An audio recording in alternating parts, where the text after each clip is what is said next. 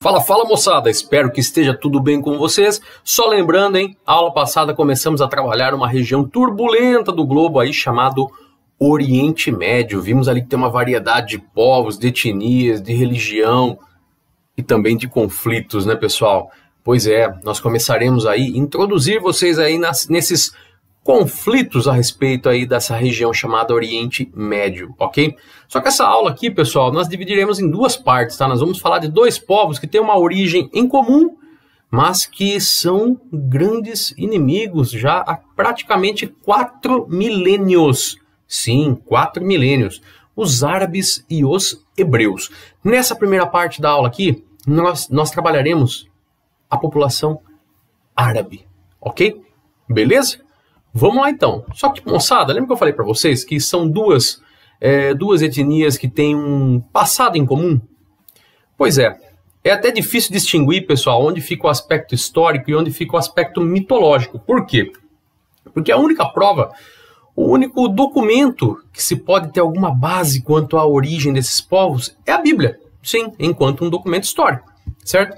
E de acordo com a Bíblia, pessoal, tudo começa com o patriarca Abraão. Tudo começa no sentido aí dos árabes e dos hebreus, tá? Porque nós sabemos que, biblicamente falando, tem muitas histórias antes, né? Abraão, pessoal, teria sido um patriarca tanto dos árabes quanto dos hebreus. Mas como assim? Conta aí, pessoal, o relato bíblico que Abraão teve um filho chamado Ismael. Só que esse filho foi com uma escrava, tá? Então, assim, não foi um filho, digamos assim, no casamento, tá? Ismael, pessoal, de acordo com os relatos, teria dado aí origem ao chamado povo árabe, certo? Povo árabe esse que estão basicamente assentados na Península Arábica, que eu estou colocando em destaque para vocês aqui no mapa agora, certo? E que hoje, pessoal, atualmente professam a chamada religião islâmica, certo? Em compensação, pessoal, Abraão também teve um filho dentro do casamento, que foi Isaac. E Isaac teria dado toda a origem ao povo hebreu, que tem toda a história detalhadinha ali na Bíblia, né? Então a história dos hebreus é toda a história que está lá relatadinha na Bíblia, certo? Os hebreus, pessoal, atualmente, eles estão concentrados somente no estado de Israel. Veja esse mapa que eu acabei de colocar agora, presta muita atenção nele. Olha que pequena área, pessoal. Mas uma pequena área que vem causando disputas há 4.000 anos, pessoal. Essa região que eu marquei para vocês, do chamado Estado de Israel, essa região é conhecida como região da Palestina, que nós vamos falar muito ainda nas próximas aulas, ok? Atualmente, pessoal, os hebreus já não são nem mais chamados de hebreus, né? Por motivos diversos que nós vamos falar ainda nessa aula, eles já são chamados aí de judeus, né? Porque professam a religião judaica, cujo símbolo aí, um dos símbolos, né, é a estrela de Davi, como vocês estão vendo que eu acabei de colocar aí agora. Então, assim, se formos pensar na origem, a origem em comum desses povos, pessoal, seria o patriarca Abraão, certo? Nesse primeiro momento a gente vai focar somente aí do lado direito, pessoal, a gente vai falar somente dos árabes, ok?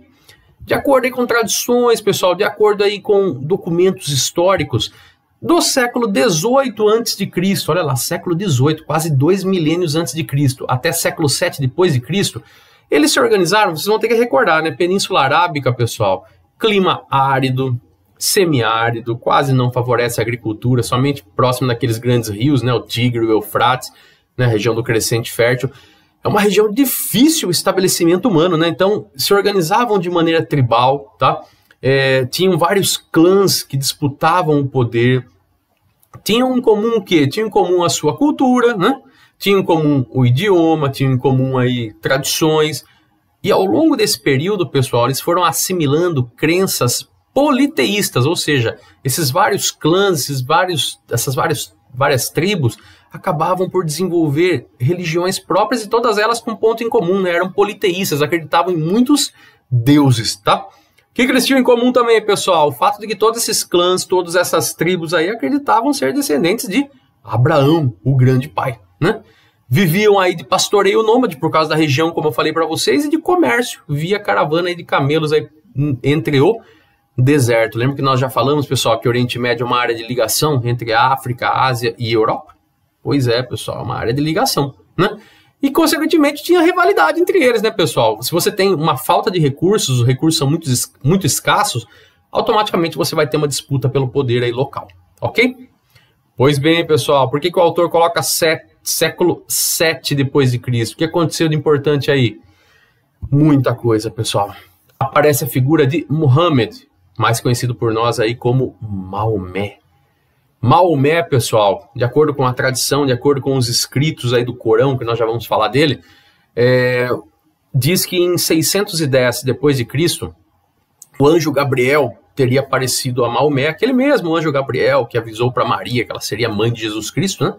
E teria avisado para Maomé que ele era um descendente de Abraão, que por ser um descendente direto de Abraão, ele seria um escolhido por Deus, mas o Deus Alá, eles chamam Deus de Alá, né? E que ele foi escolhido para iniciar uma nova religião monoteísta, ou seja, que respeitasse esse único Deus, para que, com base nesse respeito a um único Deus, ele pudesse unir todas aquelas tribos que estavam no deserto, certo? Isso, pessoal, ó, no ano 610 depois de Cristo, tá? Só que aquele negócio, né, pessoal, alguns alunos vão me falar, nossa, professor, mas anjo Gabriel é um negócio estranho, né? Não é cristianismo, não é aí até parte do judaísmo. Pois é, pessoal, sim, uma forte influência do cristianismo, tá? Nós temos que lembrar que o cristianismo já tinha 600 anos de idade, né, quando apareceu Maomé, certo? E detalhe, tá, pessoal, a religião islâmica, ela acopla junto a ela tradições cristãs, como é o caso aí do anjo Gabriel, por exemplo, ou considerar Jesus como sendo um profeta, né? Itens também do judaísmo e itens também do zoroastrismo, pessoal, que seria uma religião persa, tá? Então, assim, digamos que no Islã a gente pode encontrar elementos de todas essas religiões, é como se fosse um apanhadão. Isso mostra o quê? Que Maomé ele tinha muito contato com outras culturas e com outras pessoas, tá? Só que ele acabou sendo perseguido, pessoal. Por quê? Porque ele estava pregando um monoteísmo, né, para um conjunto de tribos que eram politeístas, então ele acabou sendo perseguido. Graças a essa perseguição, ele vai para uma outra cidade, ó, 622 depois de Cristo, ele foge para Medina. Dá uma olhadinha no mapa aqui, galera, ó, Meca, onde ele estava, aí ele foi para Medina, não é tão distante assim. Só que teve um papel muito importante a fuga dele para Medina, pessoal. Tão importante que foi que o início do calendário muçulmano é nesse ano de 622 depois de Cristo. O calendário deles é diferente, tá? Mas o que aconteceu? Ele foi para Medina e retornou novamente para Meca, só que quando ele retornou para Meca, ele já tinha conseguido converter muitas pessoas, primeiro aí os seus familiares, né? Seu amigo, Abu Bakr, né? A sua esposa, seus filhos foram os primeiros convertidos, e ele conseguiu formar um exército, um grupo de pessoas dispostas a defender essa causa. E conforme ele saiu de Medina e foi para Meca, ele foi convertendo pessoas. Essa conversão, pessoal, foi tanto espontânea como também forçada, tá? Maomé, nessa época, pessoal, ele já estava pregando a chamada jihad. O que significa isso? Guerra santa. Ou seja, por Alá tinha que ser feito tudo. Então, a partir dessa data aí, você tem uma difusão de uma nova religião. Essa nova religião aí ficou conhecida como Islã ou islamismo, certo? Olha lá, pessoal, acompanha que a história ainda não acabou, não. Certo? 632 depois de Cristo, Maomé, ele vem a falecer, pessoal, ele morre, né? Só que nesses 10 anos ele conseguiu uma revolução gigantesca, pessoal, porque aquelas tribos que estavam separadas e cada uma ali com as suas religiões, com seus deuses, acabaram sendo unificados, né? Todos eles por meio de uma nova religião monoteísta. Então você consegue ali um fechamento ali entre essas tribos, tá? Ali começa o chamado Império Árabe, que acaba se difundindo, chegando até o sul da Europa, no caso da Espanha, por exemplo, e ia pela África, né, o norte da África, e foi até quase a Ásia, tá? Ali começa o crescimento desse império, certo? Que serviu também para difundir o islamismo pelo mundo, certo? Pois bem, pessoal, fragmentos do que o Maomé escreveu, as suas profecias, acabaram sendo juntadas num único livro, que ficou conhecido como Corão, ou também chamado de Alcorão, que aqui nós chamamos de Alcorão, né? Seria a Bíblia dos islâmicos, né? A gente só não pode chamar de Bíblia, porque Bíblia ali é o nome da do livro sagrado ali para muitos povos, e no caso do Islã seria o Alcorão. E um detalhe, pessoal, dá uma olhadinha nessa imagem do Maomé aí, ó. Não tá falhado não, tá? Vocês vão perceber que o rosto dele não aparece. Por quê? Porque pelas leis do Islã não se pode representar nem o rosto do profeta e nem Alá, e nem Deus, tá? Não podem ser representados. O seu rosto ou o rosto deles, né, não pode ser representado, ok? É contra a religião, perfeito? Pois bem, pessoal, como que é a relação aí quando nós falamos dos árabes com o Islã? Como eu falei para vocês, né, do século 7 até o século 15 depois de Cristo, nós temos aí uma difusão, uma expansão no chamado Império Árabe e, consequentemente, uma expansão também da religião muçulmana. Só que, moçada, hoje nós temos aí 1/3 da população mundial, e quando eu falo 1/3, eu estou falando mais de 2 bilhões de pessoas convertidas para o islamismo. Então o islamismo cresceu muito e continua crescendo, é a religião que numericamente mais cresce no mundo até hoje, certo? Ok? Só que, por favor, não confundam conceitos, pessoal. Quando eu falar em árabe, eu estou dizendo a respeito da cultura daqueles povos que viveram na Península Arábica, certo? Muçulmano já tem a ver com a religião islâmica, ok? Então, árabe tem a ver com a etnia, com a cultura, e muçulmano tem a ver com a religião. Vamos supor, exemplo, tá, que eu me converta para o Islã. Eu não vou me tornar um árabe. Por quê? Porque eu nasci aqui no Brasil.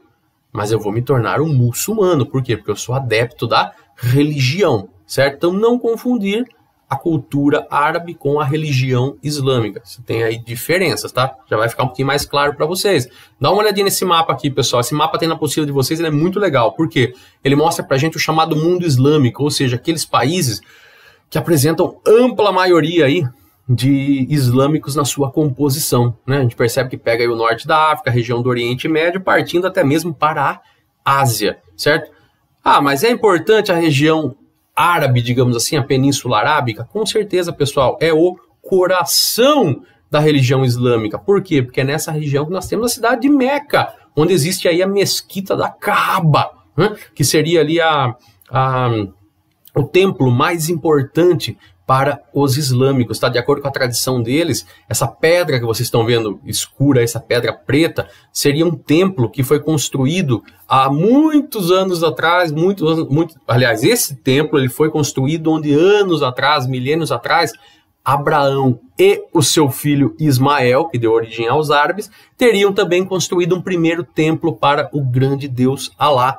Então, de acordo com eles, pessoal, de acordo com essa tradição, essa mesquita da Kaaba, então, principalmente a Kaaba, que é essa pedra que vocês estão vendo aí, representaria o primeiro templo que foi construído pelo pai Abraão junto ao seu filho Ismael. Olha aí novamente o efeito da legitimação histórica, pessoal. Lembra que eu falei de Ismael dando origem aos árabes e Isaac dando origem aos hebreus? Então, eles buscaram legitimar a história também, mostrando o quê? Que essa igreja, que esse templo, essa mesquita, ela é importantíssima. Por quê? Porque foi aí que Abraão deu toda a descendência árabe que hoje professa o Islã, certo? Um pouquinho confuso, né? Pois é, vou deixar um pouquinho mais ainda, ó. Leiam isso. A maioria dos árabes são muçulmanos, mas a maioria dos muçulmanos não são árabes. Por quê? Quando eu falar na maioria dos árabes, pessoal, eles estão na Península Arábica, que no mapa aí tá em vermelhinho, como eu deixei para vocês, estão vendo? A maioria dos árabes que estão lá são muçulmanos, tá? Mas também tem árabe cristão, tem árabe ateu, tem árabe de tudo quanto é tipo, pessoal. Mas a grande maior parte, mais aí de 90 e poucos %, a maioria dos árabes são muçulmanos. Só que a maioria dos muçulmanos espalhados pelo mundo não são árabes. Por quê? Porque nasceram em outros países. E eu destacaria para vocês, pessoal, esses aqui, ó. A Indonésia, o Paquistão, a Índia, Bangladesh, o Irã e a Turquia, sendo que o país mais islâmico do mundo, pessoal, ou seja, o país que mais tem população islâmica, não está nem no Oriente Médio, está lá no Sudeste Asiático, que é a Indonésia, pessoal, né? A Indonésia é um dos países mais populosos do mundo, né? E, consequentemente, como ele é adepto aí do islamismo, acaba sendo o país com o maior número de islâmicos. Isso comprova a frase, né? A maioria dos árabes são muçulmanos, ou seja, aquela galera que vive na Península Arábica lá, a maior parte são muçulmanos, mas a maior parte dos muçulmanos espalhados pelo mundo não são árabes, porque nasceram em outros países. Ok? Ficou clara essa diferença? Então a gente pode prosseguir, ó. Algumas particularidades quanto ao islamismo, tá, pessoal? Em 632, como eu estava falando para vocês, tem a morte aí de Maomé, certo? Pois bem, e aí? Quem ficaria com o legado? Quem que ia continuar com essa religião aí nova? Quem ia segurar o Islã em pé, né? As pessoas se dividiram a respeito disso, pessoal. Havia um grupo aí, ó, que achava que Abu Bakr, que seria o seu amigo, né, o amigo de Maomé, um dos primeiros convertidos, deveria continuar com essa religião, ou que continuou com essa religião. Agora, um outro grupo acredita que Ali, que seria um primo de Maomé, que também, além de ser primo, era genro de Maomé, ele deveria, ou ele continuou com a religião por ser do ramo familiar de Maomé, certo? Parece besteira, pessoal, mas essa divisão de pensamento, de tentar saber quem é que continuou com a difusão da religião, organiza a população muçulmana até hoje. Só para vocês terem uma ideia, tá? Aqueles que acreditam que Abu Bakr continuou com o Islã, hoje, são ali os chamados sunitas, e eles representam aproximadamente aí 85% de todos os muçulmanos daquela região ali do Oriente Médio, África e um pouco da Ásia, certo?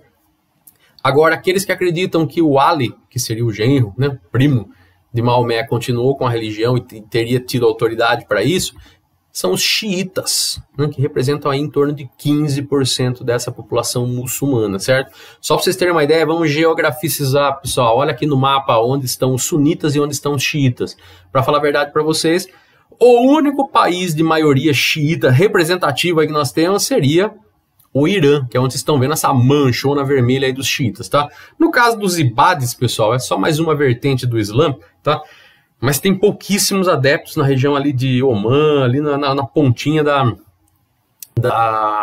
Península Arábica, aí, como vocês estão vendo, ok? Independente de ser sunita, xiita, ibades, pessoal, eles têm tradições que são incomuns, né? São as particularidades da religião. Por exemplo, ó, 5 vezes por dia eles têm que se virar para Meca para poder realizar suas orações, né? Mediante aí essa posição que vocês estão vendo, tá? Olha a importância dos pontos cardeais, pessoal. Olha a importância da geografia até para o islamismo. Você tem que saber para que lado tá Meca, amigão, para você poder virar e poder fazer a sua oração 5 vezes por dia. Todos eles também compartilham o que, pessoal? O ideal de peregrinação a Meca. Eles têm uma normativa interna da religião, pessoal, que pelo menos uma vez na vida o convertido ao Islã, ou seja, o muçulmano, uma vez na vida, pelo menos, ele tem que peregrinar a Meca e fazer uma oração lá na mesquita da Kaaba, que eu mostrei para vocês agora há pouco. Pelo menos uma vez, tá? Tá dispensado caso a situação econômica não ajude, mas os caras fazem de tudo para pelo menos ir uma vez ali conhecer um dos corações, um dos maiores símbolos ali da religião islâmica, ok? Outra coisa também, pessoal, eles compartilham a cultura do Ramadã. Ramadã, o que seria, galera? É um feriado sagrado, seria o 9º mês do calendário muçulmano, certo? O calendário deles é diferente, tá, pessoal? Já falei para vocês, né? O calendário deles iniciou em 622 depois de Cristo, com a fuga de Maomé lá para Medina, certo? E tem um detalhe, pessoal, o calendário deles é lunar, então os meses têm entre 28 e 29 dias no máximo, então é um calendário todo em descompasso com o nosso. Então esse Ramadã, que seria o 9º mês, em cada ano ele cai num mês nosso, tá? Em épocas diferentes, ok? O que eles fazem nesse feriado? Jejum durante o dia, de água, de alimentos, relação sexual, entre outras coisas, tá? Então é bem restrito o que eles podem fazer durante o Ramadã. É como se fosse um mês ali de religiões ali efetivas, de orações efetivas mesmo, voltado ali para uma introspecção maior, né? Um florescimento, um aflorescimento aí maior da espiritualidade, ok? Tranquilos? Pois bem, pessoal, também tem alguns pontos que nós temos que lembrar a respeito do Islã e que podem causar uma certa confusão, tá? Quando nós falamos em judaísmo, quando nós falamos em cristianismo, que são religiões monoteístas também, que surgiram na mesma região do Oriente Médio, nós estamos falando de religiões, pessoal, para escolhidos, né? É muito comum a tradição cristã, a tradição judaica ali falar da questão dos escolhidos, de ser a religião dos escolhidos, para isso você tem que se converter. O Islã, os próprios islâmicos acreditam que é uma religião que deve ser estendida para toda a humanidade. Até aí, sei lá, né? Não vamos discutir muito, porque faz parte do preceito religioso deles. O problema, pessoal, maior, principalmente para nós que temos uma cultura ocidental, é que para eles não existe ali uma separação entre o que nós chamamos de mundo, né, sociedade, e a questão religiosa, tá? Por quê? Porque aqui na nossa cultura ocidental, galera, se você quer ter religião ou não, isso é uma decisão pessoal, certo? Agora, para os islâmicos, não, pessoal. Essa questão da religião, ela é, até certo ponto, imposta socialmente. Por quê? Porque o Islã, para eles, percola toda a sociedade, tanto no âmbito coletivo como no âmbito pessoal. É como se você não tivesse muita escolha. Tá? É um negócio meio complicado. Daí que vem até a ideia da conversão forçada, que muitas pessoas acabam passando naquela região, tá? Muitas pessoas são cooptadas aí a se converter de maneira forçada, tá? Até muitas vezes para não ser morta. É um negócio meio complicado, né? Pois bem, outra coisa. No Islã, principalmente nas vertentes mais fundamentalistas, o líder religioso também é um líder político, pessoal. Então você tem novamente aí aquela mistura entre sociedade e religião, uma coisa que nós sabemos que ao longo da história não produziu bons resultados em lugar nenhum do mundo. Religião e Estado, pessoal, são coisas que não combinam, infelizmente, independente da religião, tá? Pode ser cristianismo, pode ser islamismo, pode ser qualquer uma outra. Corintianismo, o que vocês quiserem aí colocar, tá? Infelizmente não combinam, e a maior prova disso é o Ayatollah Khomeini, que é esse senhor que vocês estão vendo aí, que é o líder religioso máximo do Irã, e é o cara que praticamente coordena o Irã todo, pessoal. Ele tem o poder todo na mão dele. Ele que prescreve norma de conduta, norma de comportamento, ele que diz para os juízes como devem ser julgados as causas, por meio de qual ponto de vista, ou seja, ele decide tudo. O papel das mulheres na sociedade. Só que com isso, você cria o quê? Você cria aí alguns grupos, ou possibilita que alguns grupos possam interpretar o Alcorão de uma maneira muito distorcida, pessoal, tá? É muito comum nós vermos grupos aí fazendo as chamadas leituras fundamentalistas do Corão. E é isso que acaba permitindo, por exemplo, um Estado teocrático, como é o caso do Irã, que nós vamos falar ainda nas próximas aulas. É isso que permite o surgimento de grupos fundamentalistas, como a Al-Qaeda, como o Estado Islâmico, que são grupos que se apoiam no quê? Numa leitura tapada do Alcorão, numa leitura restrita, apoiando a todo momento a chamada jihad. O que seria a jihad? A chamada Guerra Santa, que tem que converter todo mundo à força, tem que fazer o Império Árabe crescer novamente pelo mundo todo e tem que expandir o Islã para todos, querendo ou não. Seria a reconfiguração do grande califado, né, pessoal? Ou seja, restabelecer o grande Império Árabe que existiu aí durante séculos, como nós falamos agora há pouco, certo? Então é daí que você tem aí esse bando de nó cego fazendo essas coisas como nós estamos vendo agora, né? A Al-Qaeda, com seus atentados aí de setembro de 2001, né? 11 de setembro de 2001. Inclusive, eu estou gravando essa aula no dia 10 de setembro, pessoal. Amanhã nós teremos aí 19 anos desse atentado às Torres Gêmeas, que mudou completamente a geopolítica mundial, né? Isso a gente vai falar ainda em muitas aulas mais para frente, tá? E como eu falei, a figurinha aí, ó. Osama Bin Laden, né? O idealizador, né? Um cara que fazia uma leitura completamente controversa, pessoal, do Corão. Para ele, qualquer motivo era motivo para guerrear, qualquer motivo era motivo para subjugar o mundo ocidental aos pés, né, do Alcorão e dos islâmicos. Ou seja, era uma pessoa doente. Né? Não tem outra coisa para se dizer a respeito de um cidadão desse. Assim como esses malucos também do Estado Islâmico, né, que estão querendo retomar de novo certo poder territorial nessa região do Oriente Médio. Tem na cabeça novamente de criar aquele antigo Império Árabe, derrotar os Estados Unidos, matar todos os infiéis, e não poupam esforços para isso, né? Matam homens, obrigam pessoas a se converter, estupram mulheres, escravizam crianças, é um negócio meio bizarro, né? Mas vamos falar mais sobre eles também aí na próxima aula, ok? Beleza? No próximo momento a gente vai trabalhar então o povo hebreu. Já trabalhamos os árabes e ainda temos que trabalhar os hebreus. Falou? Abraço para vocês e até a próxima, galera!